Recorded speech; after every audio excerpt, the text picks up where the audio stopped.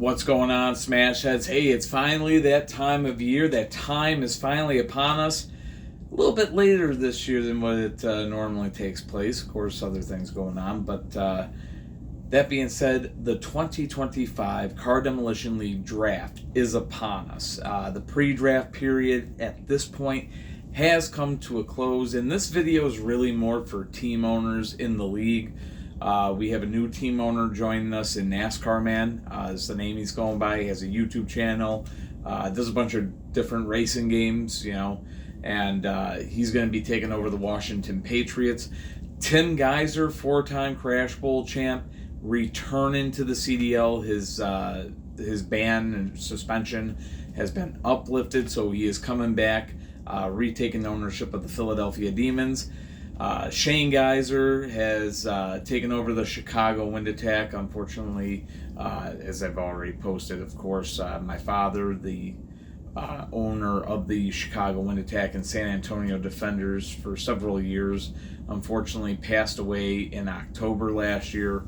But his Chicago team under the management of Shane Geiser now, so he now owns the Miami Brawlers and the Chicago Wind Attack. So to get y'all up to swing or up to speed in the off-season developments, right? But there's also a lot in here for team owners, in particular, heading into the draft. So we're kind of going to do like a rookie weigh-in and also go through the trades that have happened to this point. So let's go through the pre-draft review, okay, and get a look at that. So let's get to the table here so we can see it for ourselves, right? All right, so let's start with the trades that were made and the offseason moves that were made. And Hunter Bradshaw, the defending world champ, was actually the first one to go making moves. And never seen a world champ or a defending world champ try to really switch up his squad so much. But this year it was different. So these were the squads as they were at the end of the 2024 season. Of course, his world champion Denver Mustangs here on the right and his Boston Vandals on the left. Well, let's go through what he did. So the Boston Vandals would trade away Mirror and Rocket Power to the Denver Mustangs in exchange for Highlight and Blue Dragon 2. So this was the first thing that happened. Keep in mind that's Boston and that's Denver. Then Denver cut Mirror to free agency in the pre-draft because Hunter had two of his own cars on standby that he wanted to bring into the league. Of course, in the pre-draft, you're only allowed to bring one car per team. So Hunter did just this, right? So Hunter would sign Red Spectite Jr. to the Denver Mustangs. And then what he would do is he would drop this guy right here. This is Rising Heat. He would drop him to free agency and pick up Banana Rocket. That's what we're calling him, Banana Rocket. So this is how it looked at first. And of course, by doing this, both teams gave up their first round draft pick. Mirror and Rising Heat both went to the draft pool, to the free agency pool. But Hunter Bradshaw was not completely done. Of course, the Denver Mustangs are done for now, but his Boston Vandals still had more moves to make. Well, one move to make, and it involves the Phoenix Firebirds. Now, mind you, this trade was made before Matt Geiser re-entered the league, another returning team owner coming back, Matt Geiser.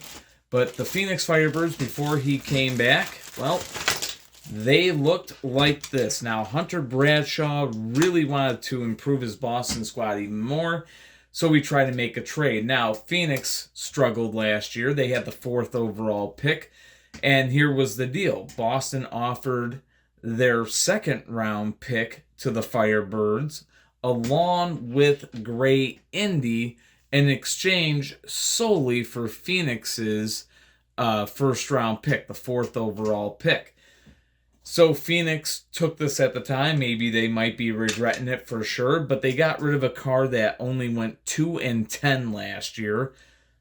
Kovlight Jr. did not have a good season at all. They cut him down to the draft pool, and they took Gray Indy. So maybe Phoenix might be regretting that one a little bit. The draft pool got a little bit better after they made that trade. That's why it's kind of dangerous to trade away draft picks. You never know if we're gonna stock up the draft pool even further. But that is where both teams now stand, with Gray Indy replacing Kovlight Jr. For the Phoenix Firebirds, and for the Boston Vandals, they now have the 4th overall pick. So that is just one little segment of the off-season moves that have happened so far. Now let's go on ahead and take a look at what Lila Geyser has done. And I'll explain and get into that because that's kind of another long one. So now we have the pre-draft moves made by Lila Geyser. Now this is how the Montreal Monarchs looked at the end of 2024, and this is how the San Francisco Shinobis looked at the end of 2024, Lila Geyser's 2 teams. But she really liked the Rocket Power models that were in the draft pool in free agency. She wanted to make a pre-draft move. So she did just that, but in order to do it, she wanted to get rid of these 2 cars over here, Kovlight and Purple Fusion. Didn't do too satisfactory for her. So what she decided to do was she traded Pioneer from the Shinobis. If you can remember, I think he went 6-0 to actually start the playoffs last year. Traded Pioneer from the Shinobis to Montreal in exchange for Purple Fusion. So that seems pretty simple on its own, but after doing this, she was then able to make her cuts and do her pre-draft picks. So Montreal would go on ahead and cut Kovlight, and they would take Bebop, the rookie Bebop, onto their squad, and Rocket Power 2 here was signed by the San Francisco Shinobis, and Purple Fusion was cut to the draft pool. So Kovlight and Purple Fusion, now 2 cars cut to the draft pool. Of course, the cars that statistically came up lacking for these teams last year. Now, of course, all these cars that are being signed in the pre-draft, they are locked onto their team for a whole season. So Bebop cannot be traded. Rocket Power 2 here cannot be traded. Banana Rocket, right? We were talking about him. He cannot be traded. And neither can Red Spectite Jr. Again, cannot be traded. Nonetheless, those were the moves made by Lila Geyser. But Matt Geyser, the returning Matt Geyser, he picked up another team. The Los Angeles Blades are now his. Let's go on ahead and show you what he did with the Blades. Okay, folks, so this one is way more straightforward. As you know, the first few teams here, it all was very complicated, but the Blades kept it simple, now under the ownership of Matt Geyser. Of course, Phoenix Firebirds don't have a first-round pick, right? They traded it away before Matt retook control of them, so he decided to kind of get back. Now, Hunter was really eyeballing this guy named Flash Drive, and to kind of maybe make up for Phoenix a little bit, Matt Geyser went on ahead and signed Flash Drive in the pre-draft and dropped Pink Indy Jr. into the draft pool. So, simple move there by the LA Blades, and fairly easy to explain. Of course, they now have Flash Drive locked into a 1-year contract. And of course, all these teams that made picks in the pre-draft, they forfeit their first-round pick of the draft.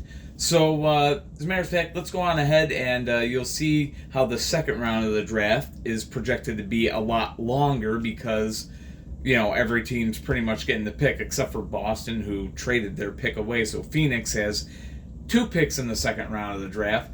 But let's go on ahead and take a look at the first round of the draft, who's projected to be on deck and whatnot. I'll even put the names of the team owners there. So you'll get the first round of the draft and then the second round of the draft, so you can kind of plan out things. Like I said, this is especially more so for team owners because this Wednesday, 3 o'clock Eastern Time, we're going to get going, and at least you'll kind of know where you stand. Of course, every team owner has 10 minutes to respond to me and talk to me and talk about making a pick. So that's how it works, right? So we're pretty much on a 10-minute clock, but I'm pretty good about it. If a team owner gets to me within the 10 minutes, we can talk, and if we go over the time limit, that's fine. At least we're able to communicate. So, nonetheless, though, that's the Blades now, and you now see the draft order. But that being said, let's go on ahead and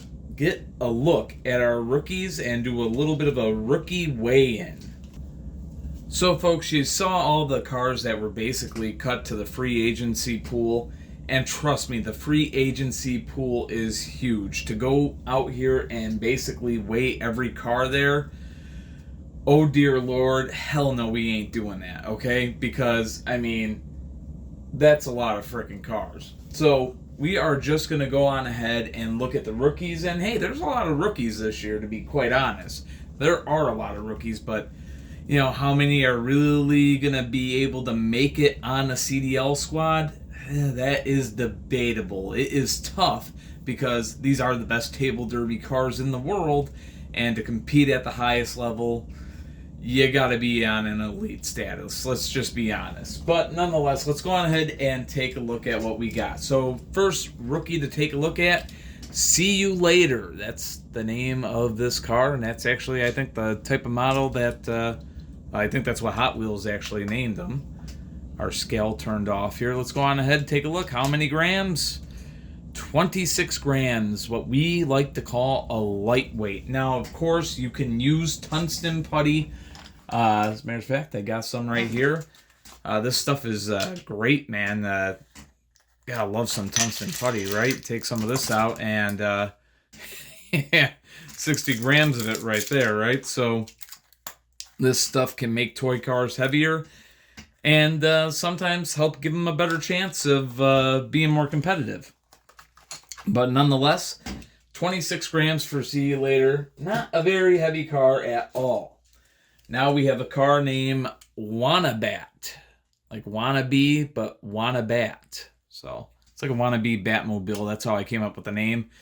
And he's sliding in there at 36 grams. That's actually a pretty good size weight. Most toy cars, fresh out of the box, weigh around the 30 to 32 gram mark.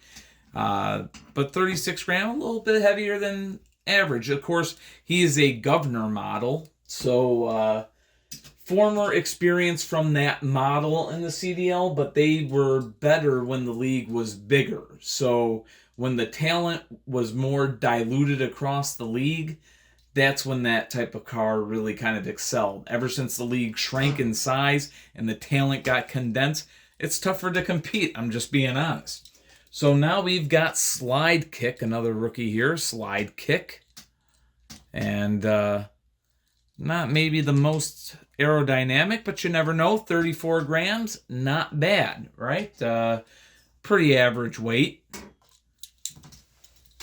Next car on deck, I do not have high hopes for. His name is Land Crusher. So, yeah, cars like this, or trucks like this, 31 grams, which is an average weight, but no aerodynamics. You're not going to have, because you're colliding head on with another car. That's the rules. You've got to collide head on. And I'm telling you right now, when you have no aerodynamics, flipping an opponent becomes a lot tougher to do. And, but I buy like 5 packs, and sometimes in those packs you get cars that you don't think are going to do too good. But nonetheless, Ballistic is the next one on tap here. This is a Ballistic model, as a matter of fact. I think I got another car that's similar to that model over there, but 34 grams. Maybe he'd be like a sleeper for the defensive side of things. I don't really see him being like a top 10 pick, but, maybe he might be a sleeper. Who knows? Someone might give him a chance and he could go far. Anyways, this car that I'm bringing to you now, I have named him 90s Swag because he just looks like a 90s Taco Bell or McDonald's restaurant. Anyways, 36 grams, not bad, pretty aerodynamic. How good will he be on the defensive side? Yet to be seen, but hey, 36 grams, not bad at all. At least on the weight end, right? Now we got a car named Red Buggy again. I gotta admit, I don't have the highest hopes in this guy here. 23 grams. 23 grams and not a lot to work with on the aerodynamic side of things, right? Moving on along, we got what looks basically like a stock car. This looks like stock 34, right? Like before stock 34 got all banged up, right? But by the way, stock 34 is in the free agency pool. I'm pretty sure. Unless I gave that car to Hunter for his league, because he does run his own league now. But nonetheless, let's get a look at Power Rage's weight. It's 32 grams. So Power Rage, maybe good for defense. Not gonna lie, that's the type of car where I go, might be decent defensively, but you don't know for sure, right? So I don't see him going right away, but maybe a second rounder perhaps.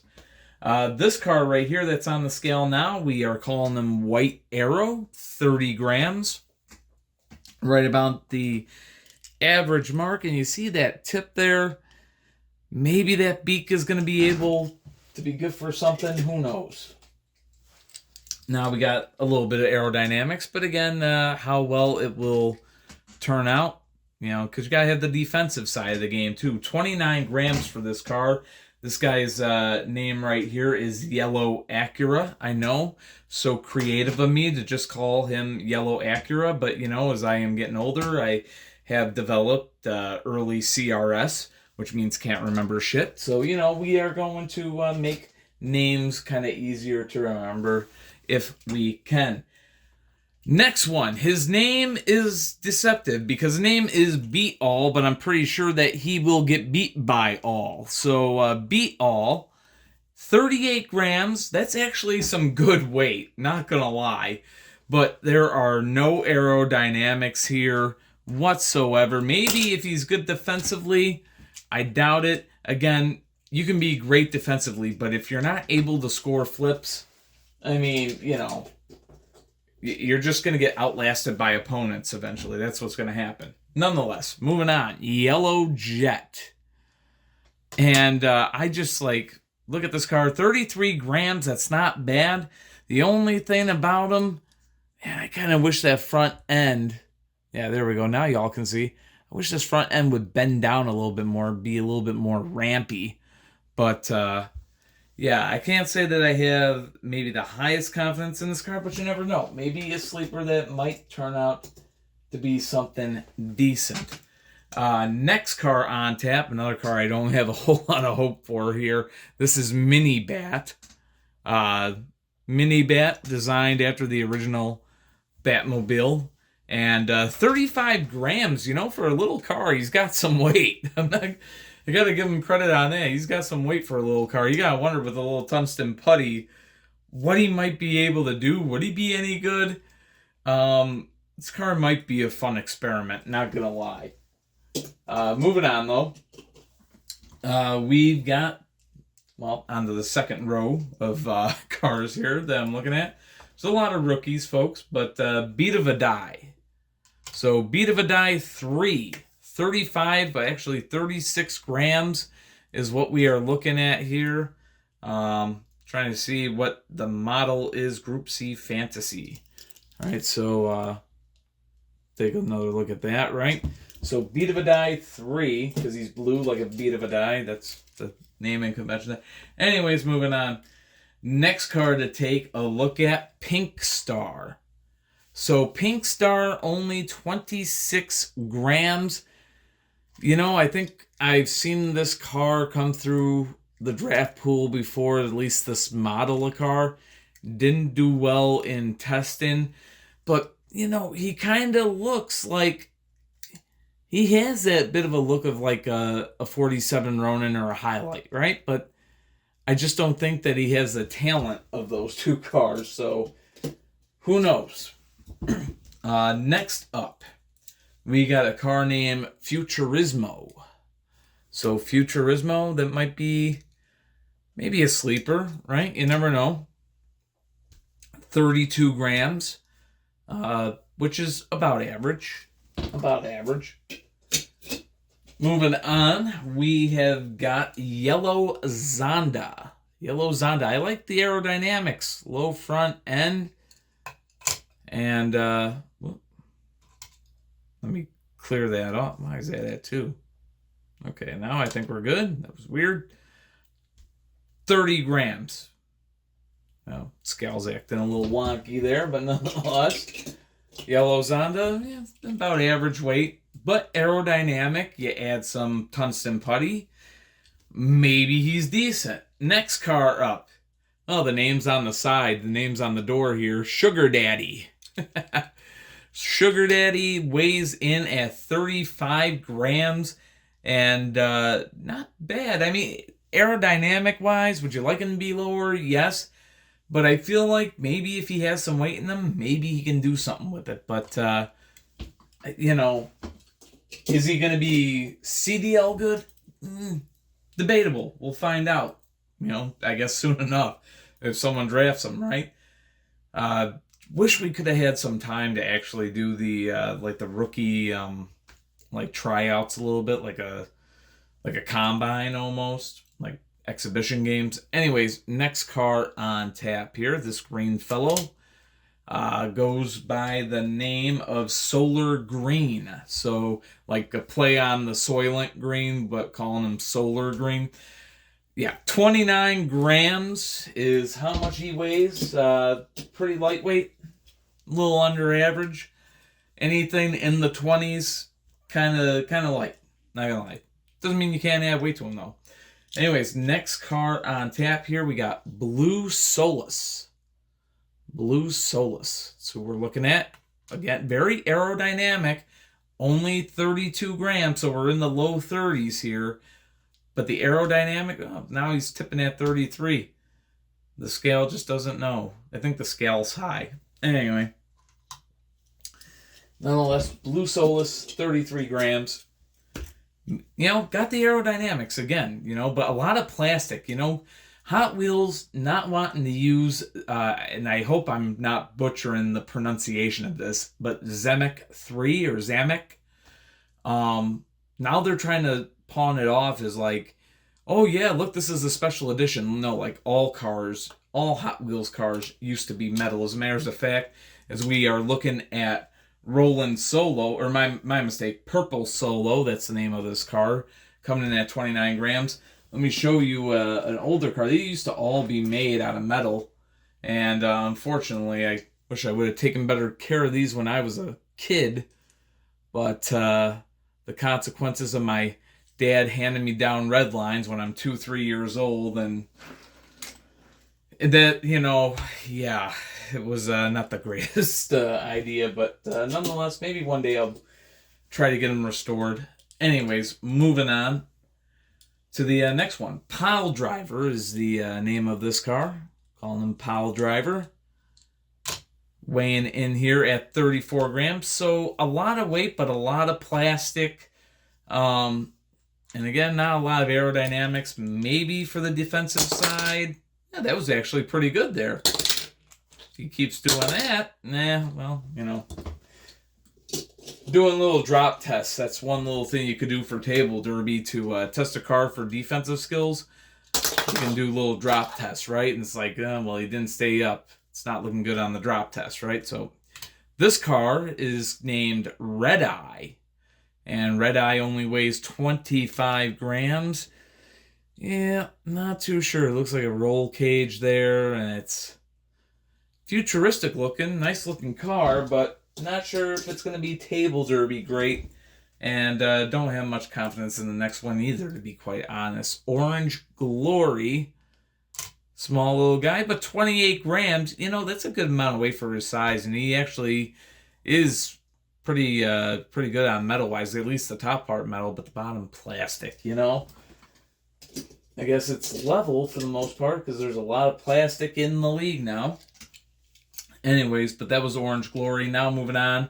We call this car McLaredactyl. So just the pink and the black. Why not? 36 grams too, and fairly aerodynamic. I do think maybe this car could be decent with some extra weight in it. Possibly. Going to make the All-Star game? No, but might be able to get some flips. Who knows? Now a car that we have here. This is a Yellow Wire. Now, 27 grams, and I tell you what, the story of Jim Hull Sr., another story of Dad, he had Hot Wire join his one team for a whole year, got him in the pre-draft, thought he'd be good, and the one thing I warned him about was it was a lightweight car, and sure enough, you see 27 grams. This model of car is a lightweight car, and it did not do well, and he was stuck with that car for a year. And that's the disadvantage of the pre-draft. Like, when you make a mistake by drafting a car that's not that good, when you draft a bust, right? When you draft a bust in the regular draft, you could trade him away or drop him to free agency. If you draft him in the pre-draft, you're stuck a whole year with him.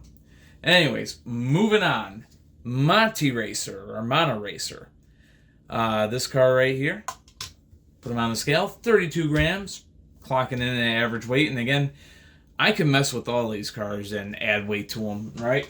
So, all of them fully customizable. But now, moving on to the car that I project maybe going at number 1 or 2 here. This is Mazda. 38 grams and full of aerodynamics. Mazda looks like it could certainly be an offensive threat. And keep in mind, just because it's 38 grams, you can still add some weight. The limit's 80 grams. So, Mazda reminds me a lot of a car like V-Dub. If you guys watched CDL last year, you know V-Dub from the Detroit Devils, right? And V-Dub, 49 grams, actually. So, a little bit heavier than Mazda is, but, you know, a similar design. And could definitely make him a competitor. So Mazda, a car that I'm actually looking forward to seeing compete, because I am like 100% positive he will be drafted. The only question is when, right? But I think he's definitely a first rounder, maybe top 5 pick for sure. I would actually say a definite top 5 pick at this point. Anyways, on the scale here, this is 6 stock. 6 stock, weighing in at 29 grams. This is another one that kind of reminds me a little bit of stock 34. So now we have a car that's going by the name Tracamo or Camo Track. We might go with the name Camo Track instead. Kind of sounds maybe a little bit better. And this car, Brandon Kuma would probably be pretty familiar with because he's got one on his team. This is a track model. Same model as Track and Night Track, the 2 rookies that came into the league last year. I believe it was Track. Was it Track that won Rookie of the Year or Night Track that won Rookie of the Year? I can find out really quick, right? I believe it was Track. Yes, it was Track that won the Rookie of the Year award. But nonetheless, yeah, same model, right? So that's another car that I do project to go fairly early, even though his weight's average, 31 grams.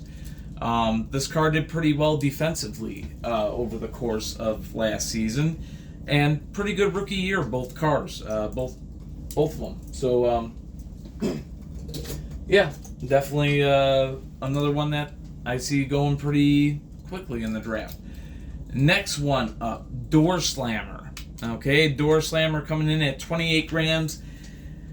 I've seen a Door Slammer model pass through the gates of the free agency before, go into the draft before, did not test well.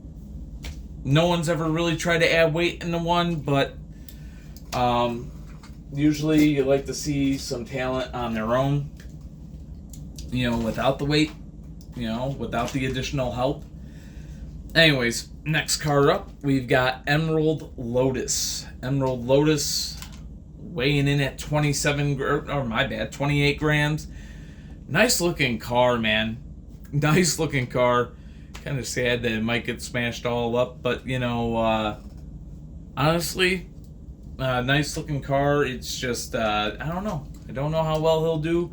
Untested model. So, really complete mystery there. And we move on. So now we've got Rusty Toon. Now, this car, Hunter Bradshaw is actually quite familiar with. Weighs in at 34 grams, and he has a duplicate model of this car in his league. He calls it Mr. Anime, and Mr. Anime is one of the best cars in his league. So, something to look out for, Rusty Toon. Keep in mind the CDL is a higher level of competition, even if Hunter doesn't want to admit it. But, hey, it's a good proving ground, right? You want to test cars in a competitive environment.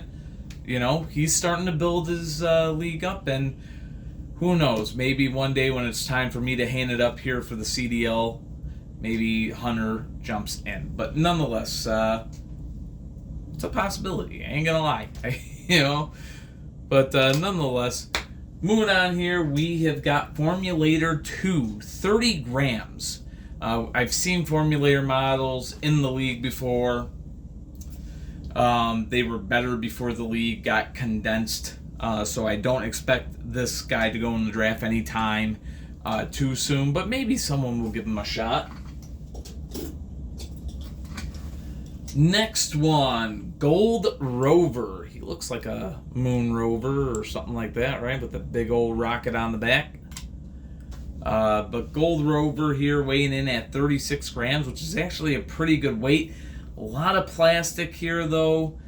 Even though he's a good weight, I think this is a car that you would hope that he's good defensively, but how good is he going to be defensively?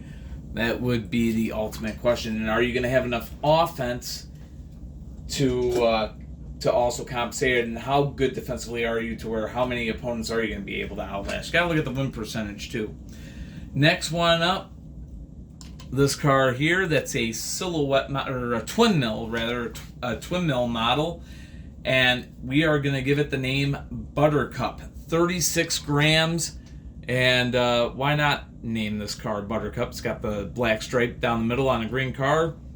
It's basically painted up to look like Buttercup's character from Powerpuff Girls. So, do I think, though, that that car is going to pack the same power punch in the CDL? Not quite, if I'm just being honest. I don't really think a twin mill really delivers, but you know what's kind of no, that's a split in image. Do I have a twin mill? I used to have an original twin mill. Be cool if I could find one. I got a split in image, but that's I don't think I have an original twin mill from like the 60s. I used to, though. I'm pretty sure I used to. Another one that Dad handed down, they probably got lost, unfortunately. Why did he hand them down to me when I was only like 3? Anyways, moving on. Erikenstein. That's the name of this car, Erikenstein. And this car coming in here, we lost connection. I hope that we got enough battery to keep going here. Not bad, 35 grams. But this is a type of car that you really wish could be heavier, just because of the shape. Look at that, 36 grams now. You really wish this car could be heavier because this is a smash mouth style, right? This car is made, but he's all plastic. This is where you would love to get a car like this that is metal. You want something, if you're going to have a design like this, you want it to be heavy. You want it to be a smash mouth style of offense. There's aerodynamic offense where you try to get under another car to flip them over, but then there's the smash mouth offense that, boom, I'm just going to punch you in the grill and send you tumbling back, and you're going to bounce off the mesh out of control, and you're not going to be able to help yourself from getting flipped. It's a different type of offensive style, but it has been known to work. Ask Lila Geyser and 46 Jr. or Rowdy from the Carolina Crash Cats all about it. So those types of cars, they've been known to carry teams. I would say Rowdy actually carried the Carolina Crash Cats last year. Now we've got the funniest entry, I think, on this list. I call this car Speed Bump. Literally, he's a smash car. Like, this is what you buy to go with the monster truck toys. 32 grams. Not a bad weight size. Of course, no real aerodynamics to him, but he's just so damn funny looking. I had to buy him, you know? Honestly. Why not? Someone might give him a chance. You never know. Now we've got Green Ghoul. Green Ghoul here, weighing in at 33 grams. You know, this front end might be something. Even with a little extra weight, maybe. You never know. Might be something in this car. So, a first rounder, maybe not, but you never know. Moving on, we got Rip Rod. That's the name of this car, Rip Rod. This one definitely lightweight, 30 grams. So not a lot of weight in that car. Don't see that one doing too well, to be quite honest with you. And same with this one. Simple name for this car here, or this truck here, named Tough. I once had a friend that, or I should say a former acquaintance that he really wanted to be in the CDL, but he really just wanted a team of all trucks. And I'm like, dude, you're going to lose every single game you play. Yes, 36 grams, but no aerodynamics. I would, you know, even if he had some weight, you're still going up against so many aerodynamic cars. You're probably just going to get flipped. Just being honest. All right. So, I mean, this kind of crash course for people that might be interested in table derby too, you know, and want to learn, how do I find a good table derby car? What might be pretty solid? Well, now you're learning, I guess. Next one here. This one I have high expectations for because I think he'll be a solid smash mouth car. I am calling him Gatorade, and as you can see, he tips the scales at 53 grams. I think this car is the heaviest rookie that we had this year. This is a pure smash mouth car, and I think that he could do some damage. And look at how low to the ground he is, right? Look at how low that is, right? This is I believe it's a BMW. Yeah, it is a BMW. The grill should give it away for me, but, you know, I'm slightly stupid sometimes. So, anyways, I was looking at it. That is a BMW. Yeah, it is. I was pretty sure it was, but yeah, Gatorade. We're calling them Gatorade. You know, orange and green. Why not, right? But yeah, I do project Gatorade to be a solid car, no doubt about it. I wonder if Corvette might be actually heavier than him. This is another car that I see actually doing well and getting drafted pretty quick. 51 grams, so a little bit lighter than Gatorade. But boy, very close, man, and very low, very, very aerodynamic. I mean, for God's sakes, it's a Corvette.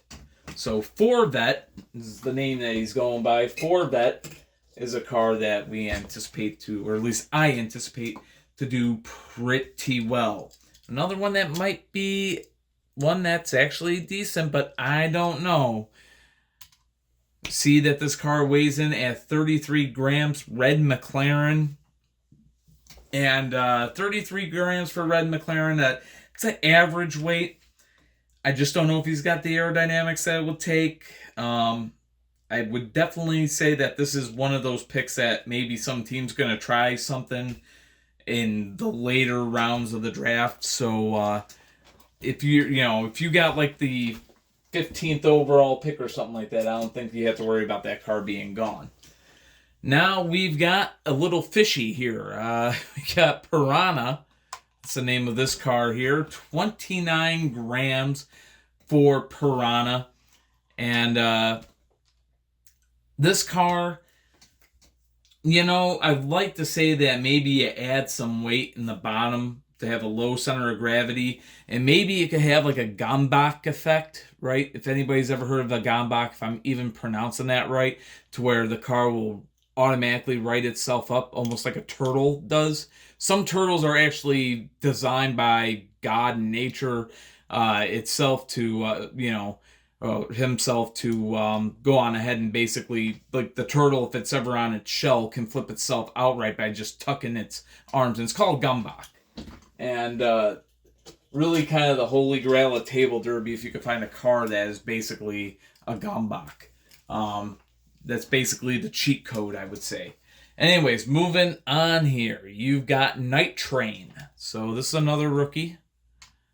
This is all of these cars are. Only doing rookies anyways. 36 grams. Good size of weight. But again, I feel like, man, this car could have more weight and just be a smash mouth type of car. Maybe some promise there. And of course, nothing is guaranteed. Now we've got GT27, right? Ford GT. See how much this car weighs. A lot of plastic. 32 grams. So maybe with some weight, well, 33 grams. But again, maybe with some weight, this car excels a little bit better. But only time could tell. Next one, we've got Orange Jesco. Orange Jesco, the name of this car. 33 grams, which is about average size, but very aerodynamic. So, something to consider. And what do you want to wake up in, folks? Maybe a new Bugatti, right? You might want to wake up in a new Bugatti. This car weighs 34 grams. I actually have some hope for this car that maybe this Bugatti can do well in table derby.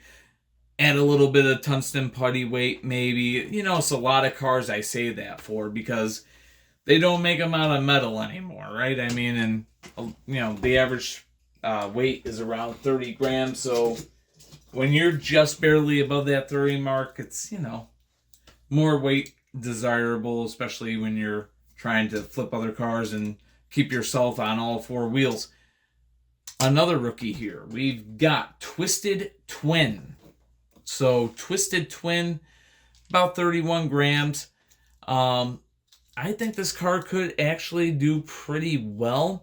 Got that low aerodynamic front end. The only thing that I really foresee happening, something up here breaks. Something up there probably will break. Look, you're doing head-on collisions, and it's little pieces of plastic up there. Pieces are going to fly. But that being said, any car you get, right, that's a potential hazard, and you add weight to the car, that makes it more likely to happen because, hey, more weight, more power in the collision. Right? So now, moving on. From Twisted Twin, we go to Aston Gulf. That's the name of this car. And this is one that really, it's another one. Weight. Maybe some weight would make it better, right? Because on its own, yeah, maybe it'd be decent. But again, I think you're shooting more for the defensive side. You'd hope they'd be good at defense, but a car like this that doesn't have that ramped front end, you'd rather him be a little bit heavier to have that smash mouth side. So anyways, that was Aston Gulf, and now we've got Mach It Go. So this is Mach It Go here. Weighs in at 29 grams, actually 30 grams. So this is a car maybe that could do well. I doubt it though. But, you know, you never know. Some of these cars that I think are bad, maybe they're a sleeper pick, perhaps. But now there's no mystery on this one. I pulled this team out here.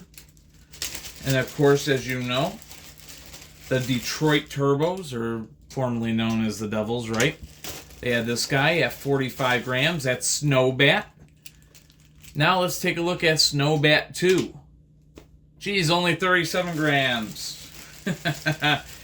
You see the magic of tungsten putty, folks. So, yes, the one that plays for Detroit has weight added, so you know how heavy this car could potentially be. Another car that I project to go quickly in the draft because Snowbat did so well last year in his rookie season. So we have another rookie by the same model. Why not, right? I mean, but I will say this much. Snowbat started the season strong, but towards the end of the season, he did start to waver. I will say that much. So, Will consistency be a bit of an issue with Snowbat? Who knows? Anyways, moving on here.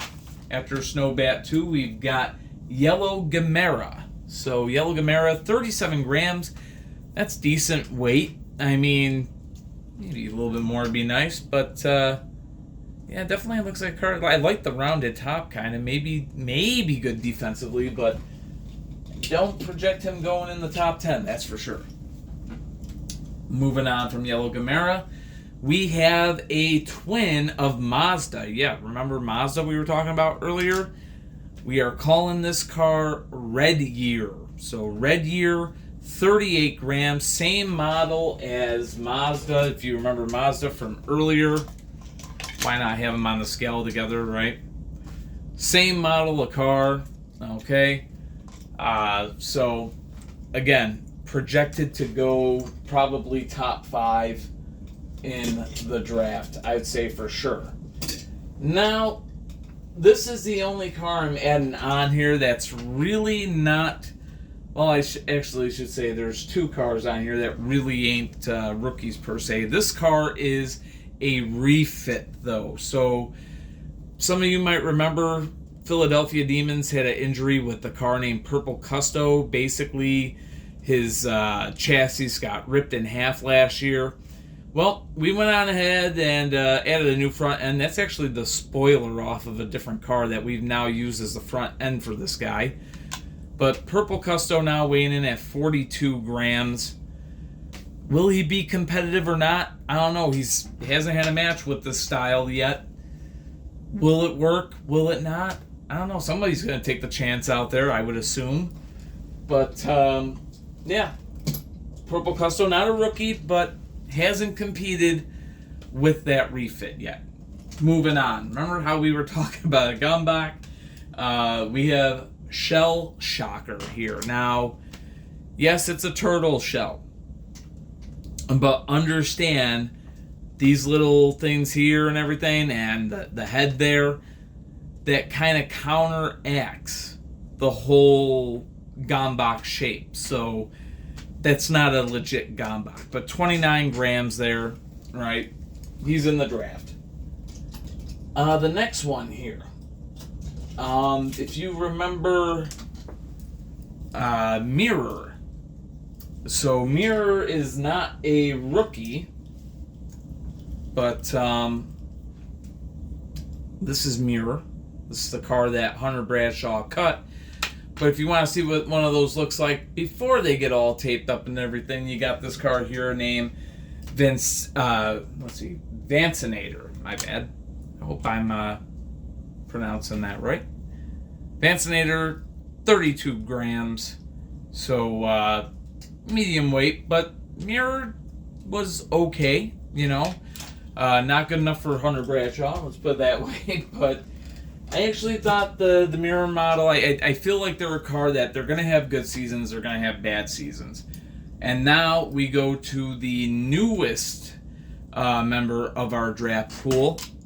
His name is Red Tech. So Red Tech weighing in here at 29 grams, well now 30. These cars pretty good, but not consistently across the league. Look, Grid Tech for the Nevada Thunder played great. But cars like Reptile for the Phoenix Firebirds, lacking a little bit. I can tell you this much. They usually are pretty darn good defensively. So they got that going for them, but they are hit and miss in the win-loss column. Some of them do really good in the win-loss column. Some of them do really bad in the win-loss column.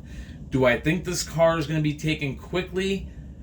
Yes. Why? Because of the potential. Because if he's anything like, per se, Grid Tech, or if he's like High Tech from 2021 or 2022, then this car is a legit competitor. Now, that being said, he's not a complete rookie. As you can see, some damage on that front end. And again, this goes with the plastic material now being used.